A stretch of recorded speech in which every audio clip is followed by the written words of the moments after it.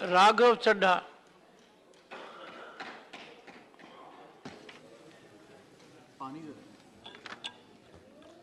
Sir, on behalf of my party, the Aam Aadmi Party, I rise to speak on the supplementary demand for grants for the financial year 2022-2023. Sir, सरल भाषा में कहूं तो वित्तीय वर्ष की शुरुआत में सरकार को जितना खर्च आवंटित किया गया था वो सारा पैसा खर्च करने के बाद आज अतिरिक्त पैसा मांगने सरकार इस सदन के भीतर आई है। काश ये सुविधा देश के आम आदमी के पास भी होती सर, जो महीने की 25 तारीख को अपना बटुआ खाली देखकर 5 दिन संघर्ष करके 1 तारीख आने की इंतजार करता है। Sir, supplementary demand for grants 2 चीजें में से एक अवश्य दर्शाता है। पहली चीज, क्योंकि सरकार को अतिरिक्त पैसे की जरूरत पड़ी, तो पहली चीज यह है कि जब वित्तीय वर्ष की शुरुआत में सरकार को पैसा चाहिए था तो सरकार ने अपना जो वित्तीय बजट था उसे अंडर एस्टिमेट कर प्रेजेंट किया ताकि वित्तीय घाटे को सुंदर करके उसका सौंदर्यकरण करके दिखाया जाए। अगर यह नहीं है तो दूसरी स्थिति अवश्य होगी कि सरकार ने अपना बजट पूरी तरीके से मिसमैनेज कर दिया। इन दोनों में से यदि कोई एक स्थिति उत्पन्न होगी, उसी में सरकार को एडिशनल पैसे की अतिरिक्त खर्चे की जरूरत पड़ रही है। सर, अतिरिक्त पैसे के लिए सरकार इस सदन के सामने आई है, कोई बात नहीं सर, उस पर चर्चा होगी, लेकिन चर्चा 2 और विषयों पे होनी चाहिए। पहला विषय कि वित्तीय वर्ष की शुरुआत में 40 लाख करोड़ का जो इतना भारी भरकम बजट इस सदन ने सरकार को सैंक्शन किया था, मंजूरी दी थी, उस 40 लाख करोड़ को खर्च करके सरकार ने क्या पाया? क्योंकि भारत देश के आर्थिक इंडिकेटर्स संकट का अलार्म बजा रहे हैं। और दूसरा, आज से 2-3 महीने बाद यहां से 100 मीटर दूर नॉर्थ ब्लॉक में जहां आने वाले वित्तीय वर्ष का बजट बन रहा है, आज ये बहस मैं चाहूंगा आने वाले वित्तीय वर्ष के बजट की भी नींव रखे। और सर, मैं नया सदस्य में सदन का एक सुझाव और देना चाहता हूं। हम सारे लोग बजट पे चर्चा उसी समय करते हैं जब बजट प्रस्तुत किया जाता है। हमें सदन में 2 बार बजट पे चर्चा करनी चाहिए।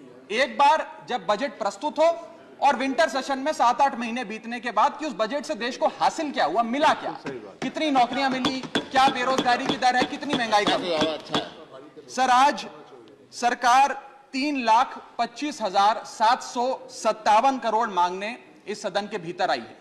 मैं माननीय वित्त मंत्री जी का ध्यान ये पैसे सैंक्शन करने से पहले और सदन का ध्यान इस पैसे को अनुमति देने से पहले 8 बड़ी बीमारियां जिससे आज भारत देश की अर्थव्यवस्था पीड़ित है, बीमार है, उसकी तरफ करना चाहता हूं।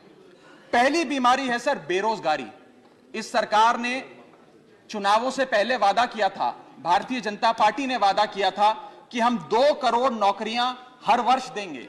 सर, नौकरियां तो नहीं आई, लेकिन इस वित्तीय वर्ष में बीजेपी की सरकार ने बेरोजगारी दर को 45 सालों में सर्वाधिक कर दिया। सर, 45 ईयर हाई पे अनएम्प्लॉयमेंट कर दिया।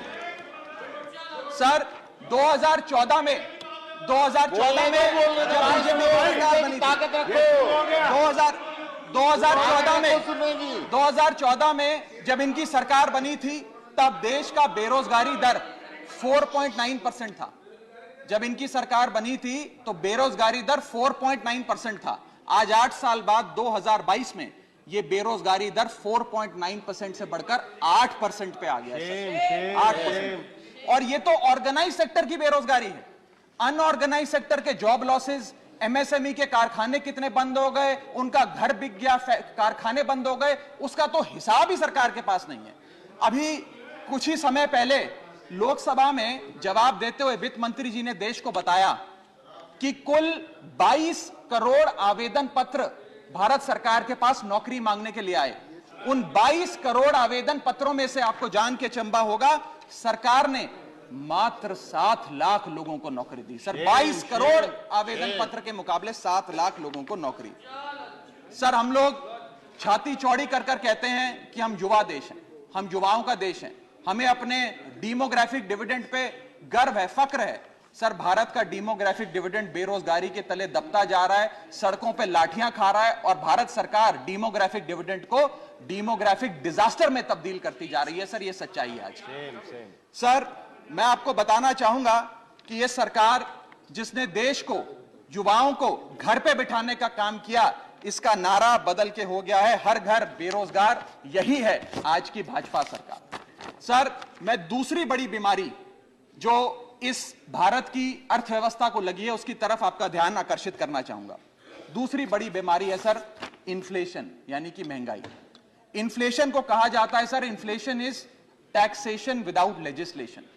वो महंगाई जो सरकार कानून लाए बिना जनता पे थोप देती है। सर आज भारत की महंगाई इस वित्तीय वर्ष में 30 सालों में सर्वाधिक थी सर, 30 ईयर हाई पे, जहां भारत की थोक महंगाई 12 से 15% के आसपास घूम रही है और खुदरा महंगाई 6 से 8% के आसपास घूम रही है। वादा किया था सर आय बढ़ाने का, आय तो बढ़ी नहीं, महंगाई बढ़ गई।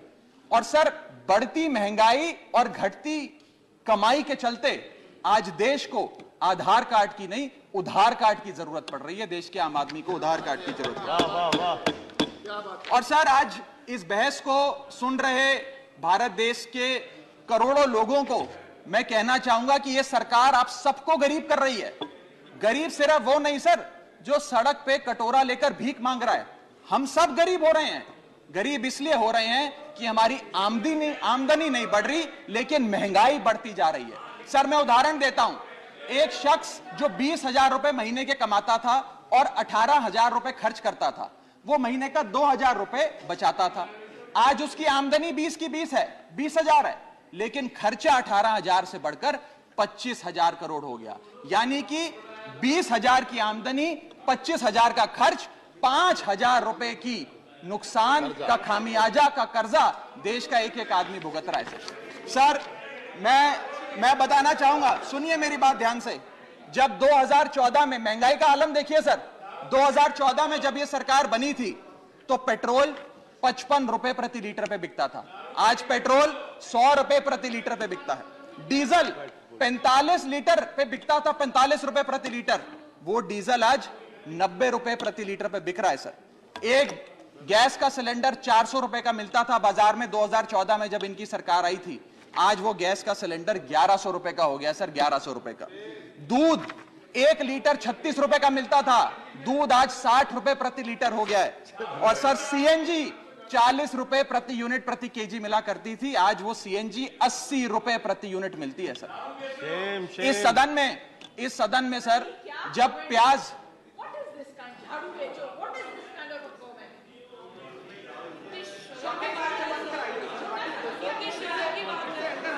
सर आपका प्रोटेक्शन चाहिए, आपका प्रोटेक्शन चाहिए सर, ये बात सही है सर। प्रोटेक्शन चाहिए, से देखिए सर आप।